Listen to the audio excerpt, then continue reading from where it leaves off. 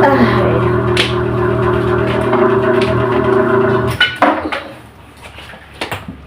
Gawa muna tayo ng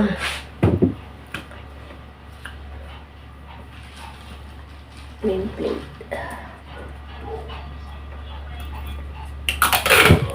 Muna dyan kasi may ginagawa si mama.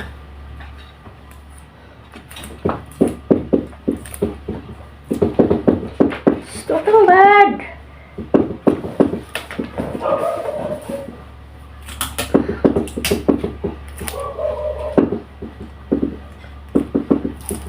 Gawa muna ako ng name plates, guys. Yung mga kapitbahay natin nagpagawa ng ano, ng name plates. Tapos ilalaminate pa natin.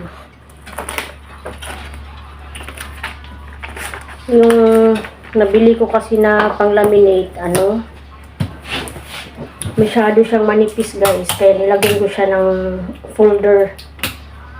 Kasi manipis.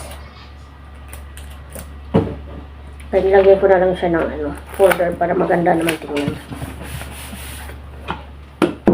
Ilalaminate natin to. Yan, guys, oh. Nilagyan ko lang siya ng folder para mag-hard siya. Tapos ilalaminate natin.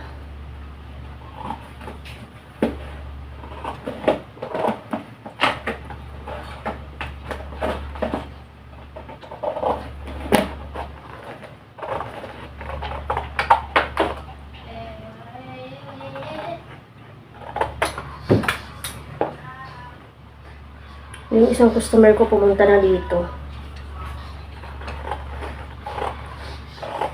Kunin na yung sa kanya. Actually, may nagpagawa sa akin kanina nito.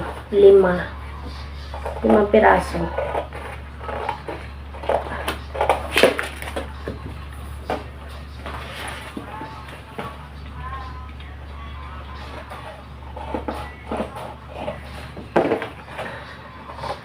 Kanina yung iba, silang gumawa. Tapos ano, ay no, pinalaminate lang nila. Tapos sila ang nag-print. Kaso lang, kung mahaba ang name, hinahabaan din nila pag-print. Dapat kasi ano lang, isang A4 size lang ng one paper. Para maganda din naman siya tingnan. Yung iba kanila, guys, ang haba ng name, piniprint nila, ganyan nakahaba. Nilagyan ko ng ano, ng folder kasi ano na siya, sobrang haba, nag-ano na siya, parang nagluntoy ba. Tapos butasan ko na lang ito.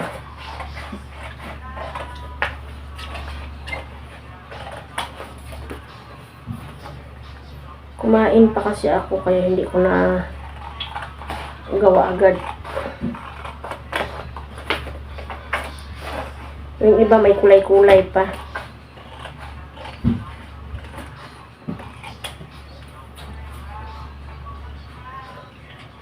Madaliin lang naman to pag nalaminate na yan.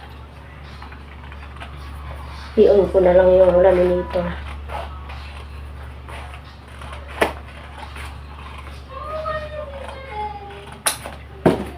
See? On ko lang yung laminator, please.